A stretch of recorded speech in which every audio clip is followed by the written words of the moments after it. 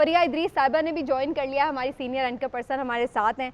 उनसे भी उनकी राय लेते हैं, क्योंकि फरिया खुद भी जाकर विजिट करके आई हैं, उन्होंने बहुत सारे हलकों में सर्वे किए हैं, अकबर ने भी बहुत सारे हलकों में सर्वे किए हैं, तो ग्राउंड रियलिटी का उनको भी बड़ा पता है, जिसका जिक्र अभी बिलावल भी कर रहे थे। तो फरिया, आपने जो सर्वे किया है उसके ऊपर मैं आज नोटिस कर रही थी, आपने कुछ असेसमेंट्स भी अपनी दी हैं कि कितना मार्जिन है सबके पास सीट्स जीतने का और कितना क्लोज कंपटीशन है। तो हाउ डू यू सी, बल्ला चला गया, कैंपेन हुई, सोशल मीडिया पर हुई, क्या आपको लगता है कि पीटीआई अभी भी मुकाबले में है?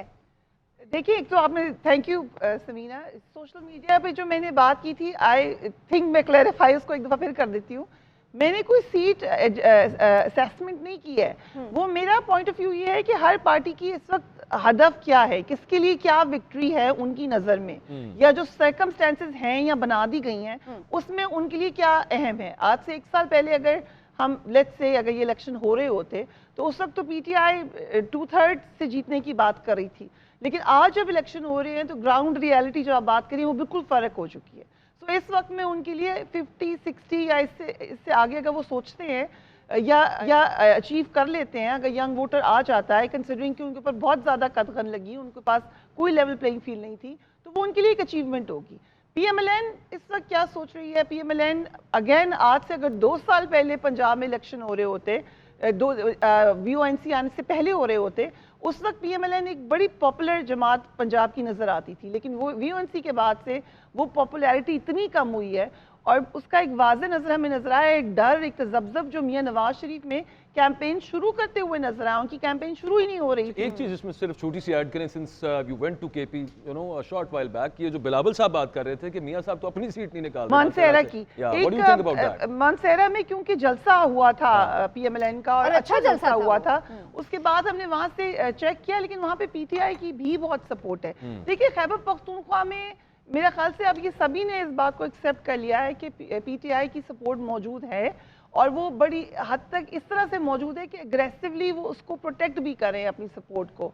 जैसे पंजाब में बड़े खदशात हैं, फिर स्विंग वोट भी बहुत रहा है पंजाब में। फॉर इंस्टेंस, जैसे मैं मुल्तान गई तो मुल्तान का वोट हमेशा स्विंग ही किया है, कभी एक तरफ, एक ज़माने में पीपल्स पार्टी का हक था, फिर पीएमएलएन की तरफ आया, फिर आहिस्ता आहिस्ता पीटीआई की तरफ गया, लास्ट टाइम पीटीआई ने 6 की सीटें जीत ली। इस दफा अब एक मिक्स वहां पे नजर आ रहा है। इलेक्शन में हार गए थे मेहरबानो कुरैशी जी, और वो जो हालांकि उस वक्त तो एक पूरी हवा पीटीआई की चली थी, लेकिन वहां से वो अपनी सीट हार गए थे। सो बहुत फर्क पड़ता है कि इलेक्शन किस टाइम पे हो रहे हैं, उस टाइम एंड स्पेस और हालात ऑब्वियसली उसमें हर जमात का हदफ फर्क हो जाता है।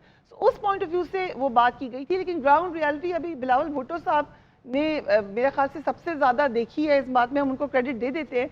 सबसे पहले कैंपेन भी उन्होंने शुरू की है, थ्रू आउट करते रहे वो कैंपेन, और उनकी जमात में मेरे ख्याल से सबसे ज्यादा अग्रेसिव वन मैन कैंपेन इसको हम कह सकते हैं, as opposed to PMLN. PMLN की जो टिकटों के मसले हल नहीं हो रहे थे, लंबी लंबी मीटिंग्स हो रही थी। तीसरी जमात जिसको अगर कैंपेन करने की इजाजत होती है, उनकी कैंपेन जुडिशरी कर रही थी ऑन अ लाइटर नोट, कि वो रोजाना एक ऐसा फैसला देते थे। जुडिशरी बल्कि मेरा ख्याल है पुलिस भी कर रही थी और भी कर रही थी, इलेक्शन कमीशन भी कर रहा था, पुलिस कर रही थी, सब कर रहे थे उनके। उन सब ने कम से कम उनको इतनी इजाजत दी कि खबरों में उन बेचारों का नाम आ जाता था। लेकिन अभी तक जैसे आपने जहाँ पे हमारा ऑफिस है जीएनएन का इस्लामाबाद में, वहाँ पे आप बाहर जाएं, आपको हर जमात का पोस्टर नजर आता है, आपको पीटीआई का नजर नहीं आता। जहाँ पे मेरा घर है वहाँ पे मैं हर रोज किसी नई जमात या किसी नई शख्सियत का पोस्टर देखती हूँ जो कि अपने आप को पीटीआई का क्लेम कर रहे होते हैं। सो ये कंफ्यूजन जो अभी आपने अकबर बात की कि बल्ला छिन जाने के बाद की पीटीआई और बल्ला छिन जाने से पहले की पीटीआई, बहुत फर्क पड़ेगा, क्योंकि पीटीआई के अपने सीनियर एनालिस्ट हमें ये बता रहे थे ऑफ रिकॉर्ड ऑब्वियसली कि बल्ला होता भी और हमारे ऊपर ये तमाम प्रॉब्लम्स होती, हम फिर भी समझते थे कि हम 90 तो कंफर्टेबली ले लेंगे और उससे ऊपर हमारी सीट्स हो सकती हैं। अब इट्स वेरी डिफिकल्ट, क्योंकि बल्ले के साथ ना होने से बहुत से लोग हमें मिले जो कहते हैं हम पीटीआई को वोट डालेंगे, मगर उनको पता नहीं है उनके कैंडिडेट कौन से हैं। खुद अभी आज हमें पता चला उनकी हेल्पलाइन ही ब्लॉक हो गई है, तो किस तरीके से पता चलने में नहीं दिया जा रहा होगा। अगर कोशिश बड़ी की है उन्होंने, एक एक्टिव कैंपेन रन की है सोशल मीडिया पे, लेकिन उसके बावजूद एक बड़ा इंटरेस्टिंग काम हुआ और वो ये हुआ है कि बिलावल साहब तो हम जलसों के अंदर देखते रहे हैं कि वो लुभाने की, एंटाइज करने की पीटीआई के वोटर को कोशिश करते रहे हैं कि आप तहरीक इंसाफ को वोट डालेंगे, फायदा नहीं होगा, मैं आऊंगा तो सियासी कैदी रिहा कराऊंगा। इशारा उनका ये है कि मैं आ गया तो मैं आपकी जो खवातीन जेल में है उनको इमरान खान साहब को मैं इंसाफ दिलवाऊंगा। वैसे पीपल्स पार्टी का जब गवर्नमेंट थी ना, ये हमें क्रेडिट देना पड़ेगा, उनके दौर में कोई उस तरह की सियासी मुकदमात वो और बात सियासी ठीक है। और कैदी नहीं मीडिया है। के ऊपर भी कोई कतखन नहीं थी, ये भी कहना पड़ेगा। लेकिन ये भी देखना होगा कि बिलावल अगर बिलफर्ज भट्टी साहब बन भी जाते हैं वजीर आजम, क्या उनके हाथ में होगा ये करना कि वो इमरान खान साहब को बाहर ले आए या उनकी पार्टी पे जो उस वक्त मुश्किल वक्त है वो खत्म करवा दें। आवाम के दिए हुए वोटों के मुताबिक वजीर आज़म बनता है या पता नहीं क्या होता है। मैं फरीहा साहिबा बड़ी इस्लामाबाद से पैदल आई हैं, इन्होंने अभी फरमा रही थी कि गालबन 1 साल पहले अगर पीटीआई इलेक्शन होता तो 2/3 मेजोरिटी से जीतते।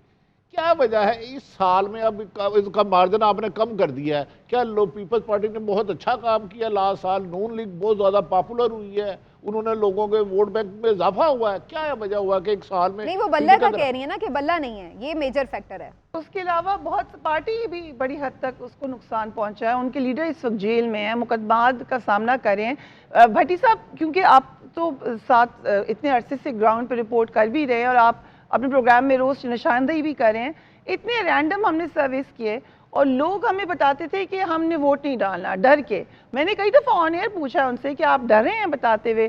फिर जब कैमरा ऑफ होता था तो कुछ लोग हमारे पास आते थे और कहते थे कि हमने पीटीआई को वोट डालना है और हम ये ऑन कैमरा नहीं कहना चाहते। एक पूरी फैमिली मेरे पास आई जिन्होंने मुझे कहा कि हम पीएमएलएन के वोटर हैं और मुझे थोड़ा सा जिस तरह वो बात करे थे उन्हें पीएमएलएन के बारे में इतना पता नहीं था। सो उन्होंने भी मुझे बाद में आके कहा कि हमने ये प्लान किया है कि हम पीएमएलएन के वोटर कह के जाएंगे अच्छा, क्योंकि pretend करेंगे कि हम PMLN के वोटर। देखिए परसेप्शन बहुत इंपॉर्टेंट हो गया आजकल के आपने ज़माने मुझे में। थोड़ा सा समझदार कर दिया। इसका मतलब है लोग खौफ के हमारे अगवा ना कर लिया जाए, जेल में ना डाल दिया जाए, लापता ना कर दिया जाए, 4-4 महीने मिले ना, इस वजह से अपनी राय का इजहार करने से थोड़ा सा कतरा रहे हैं। हम समझते थे कि सहाफत पर ही कदगन है, हमारी ही गर्दन काटी जा रही मुझे है। ये भी लगा भट्टी साहब कि बहुत सारे लोगों ने ये इरादा किया हुआ है कि बस अब मैंने वोट देना है, जिंदगी का मकसद अब बस यही बन गया है। सब कुछ हो गया, सब कुछ, जो बहुत सारी बातें शायद उनको पसंद नहीं आई, लेकिन उन्हें ये लगता है उनके माइंडसेट से कि इस तमाम का जवाब हमने वोट से देना है। ये बहुत बड़ा इंटरेस्टिंग बात है और इस पे बहुत सारे लोगों का ये ख्याल है कि हाल ही में जो बैक टू बैक हैट्रिक हुई है फैसले आने की, उससे भी लोगों के अंदर बल्कि एक रिएक्शन निकला है ज़्यादा कि हम जाएंगे। लेकिन काजी साहब, जो आप जिस तरह से देख रहे हैं सारे मामलात को, एक प्रैक्टिकल ग्राउंड रियलिटीज़ हैं और एक लोगों का जज्बा है अपनी जगह, इस वक्त आपका एनालिसिस क्या है? क्या 8 फरवरी को वाकई कोई सरप्राइज मिल सकता है सबको, जो ये सोच रहे हैं कि पीटीआई को कम मिलेंगी सीटें, या ये जो लोग ये सोच रहे हैं कि शायद बहुत ज़्यादा, किसको सरप्राइज मिलना है?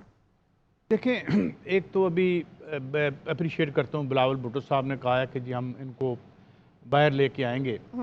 अब मेरी ये भी दुआ है कि वज़ीर आज़म बनने के बाद वो खुद भी बाहर रह सकें, क्योंकि अभी पता नहीं बशीर साहब का कितना दौर अभी रहता है, तो हम तो उनके हक़ में दुआ ही कर सकते हैं।